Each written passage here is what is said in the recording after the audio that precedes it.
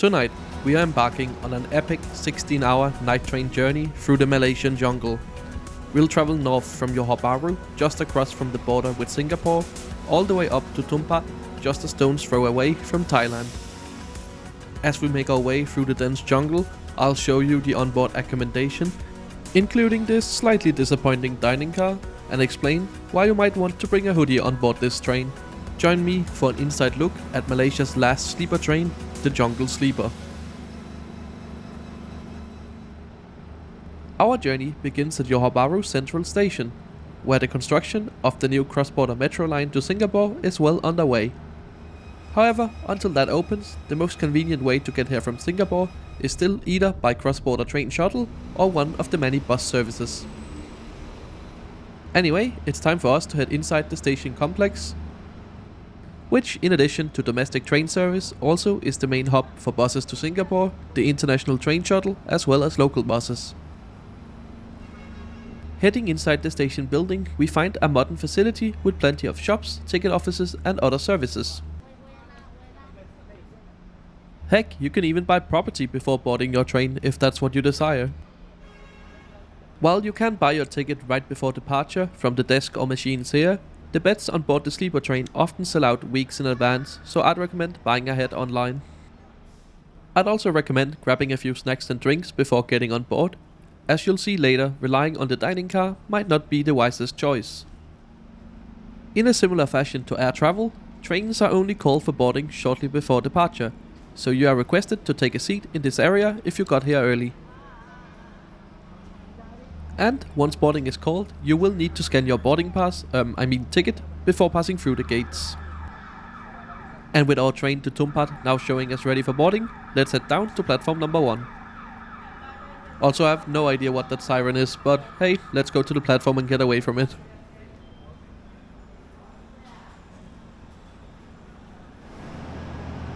Our train today will be the one on platform number 1 to our right.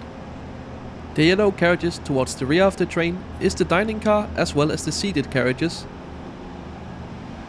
Towards the front of the train you will find the train's 3 sleeper carriages, which features this metallic livery with the small windows on top for the upper bunks. And almost at the front, just before the locomotive, you'll find the generator carriage, supplying the train with power for the likes of the air conditioning system. Our train tonight is being pulled by this KTM Class 25 locomotive. Built by EMD in Canada, these trains have an oddly specific top speed of 107 km per hour. Right, time to head on board and find our bunk for tonight. Because of the evening departure, the beds on the train are already made up and in sleeping position. And here we are already at my upper bunk. To help with access, a ladder is provided. Every bed gets a pillow and a thin blanket, and while my pillow looked clean, my travel companion did find some hairs on his, so I guess experience may vary. Each bed is also provided a mattress topper, which should really help with making this more comfortable. Luggage space is pretty much limited to just putting your stuff in the aisle, so I ended up putting my backpack in the corner of my bed. I would recommend getting a bottom bunk as they have larger windows and look a bit more cozy. But in terms of the actual bed, it's the same. We end up departing Johor Bahru on time at 20:25. And with nothing to see out of the window at this time of day, let's instead take a look at the route map for tonight's journey.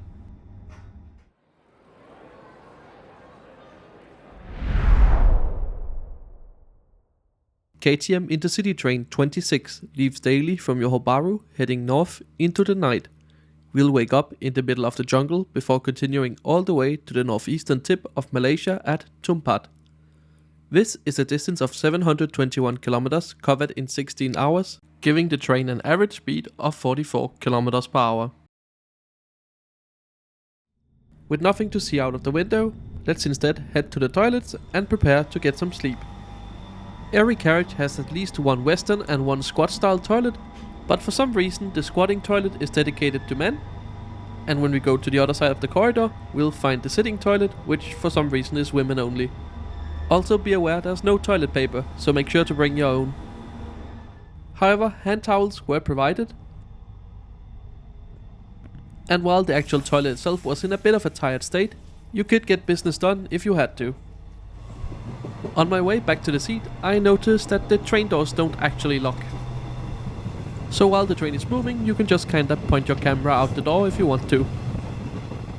We'll take a closer look at the rest of the train tomorrow, but for now, it's time to get ready to get some sleep. You will find a reading light next to your bed. However, as the lights are not dimmed in the corridor during the night, even with the curtains, it doesn't get proper dark. So perhaps bring some eye shades if you need full darkness in order to fall asleep. Anyway, it's time to say goodnight. Good morning from the jungle. I actually managed to get a solid 8 hours of sleep. As the train is pretty slow, you don't really feel the movement as much, and the bed was surprisingly soft and comfortable. However, as is very common on sleeper trains in Asia, the air conditioning is set to cold and left on blast all night. Which is not a problem, but just remember to bring a hoodie or some extra layers, because if you rock up in your shorts and slippers, you might be in for a freezing night.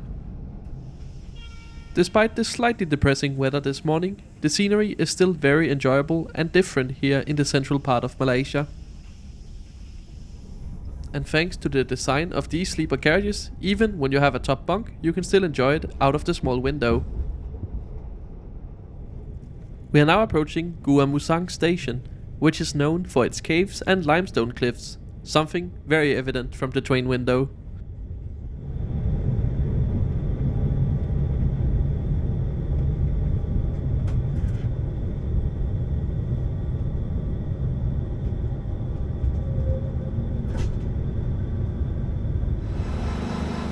The train usually stops here for a couple of minutes, so it's a great opportunity to get out, take a look at the locomotive, stretch your legs, or have a look at the limestone cliffs.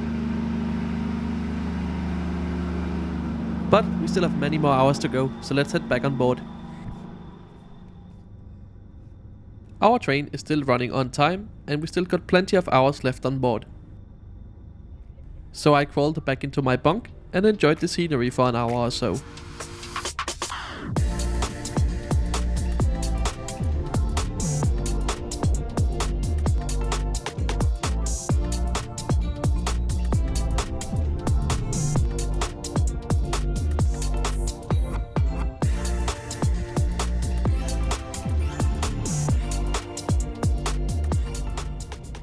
Right, I think it's about time we go get some food.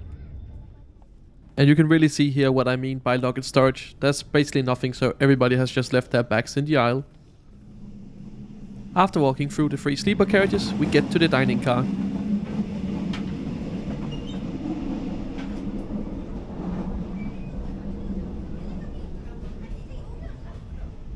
And here I got my first glimpse of disappointment. Unfortunately, most things by the time I got up here were already sold out.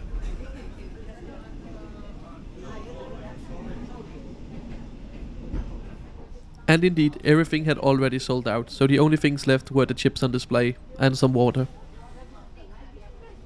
Some more substantial meals are on offer, like various fried rice, chicken and egg dishes, but don't expect anything to be available after the early morning. And if you're wondering what this train is, it's the Intercity multiple unit used for daytime services along the Jungle Railway. They have the designation Class 61 and were built by CRC in China.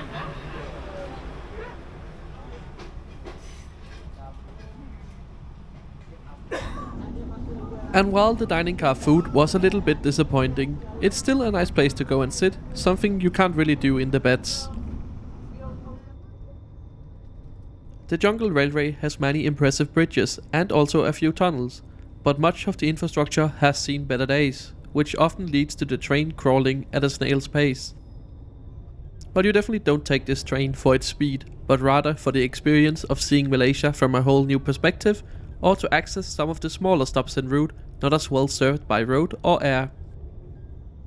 The train is also quite unique, as it's the last remaining night train in Malaysia. However, this is actually set to change very soon, as the Thai and Malaysian railways are currently working on restoring the Butterworth to Bangkok direct night train from July 2025. This is great to see now that you can no longer cross the border by train up here in northeastern Malaysia.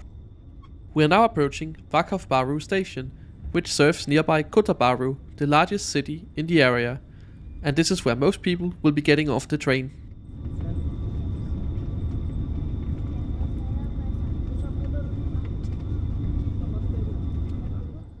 This is also where you want to get off to either catch a bus or taxi towards the Thai border to continue onwards by rail into Thailand. However, for the sake of completing the line, we are going another 20 minutes up the line to the terminus at Tumpat. But the scenery up here isn't very noteworthy, and the train really did empty out. So let's talk about the best thing about this train, and that is the incredible value. Tickets can easily be booked online on the KTMB website. Prices are fixed, with an upper bunk costing 50 Malaysian ringgit or about 10 euros, which is a bargain for 16 hours of overnight train travel. It is also possible to travel overnight in a seated carriage, however I wouldn't recommend this, especially since beds are so cheap. So, what do you think of the Jungle Sleeper? For me, I thought it was a great opportunity to see some of Malaysia's unique landscape that you'd normally just miss if you stayed on the main tourist paths. The train is generally clean and in good condition. I just wish the connection onwards to Thailand was restored, as it would make a lot more sense to take this train on itineraries from Bangkok to Singapore, for instance. And here we are, welcome to Tumpat.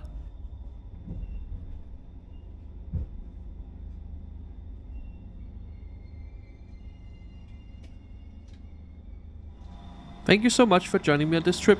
If you want to see more videos like this, make sure you're subscribed to the channel, as I try to post a new one every Sunday. You can also follow me over on Blue Sky at intercitysimon.com. I usually post live from my travels over there, so it's a great place to get a sneak peek of what videos might be coming on the channel in the future. Thanks for watching.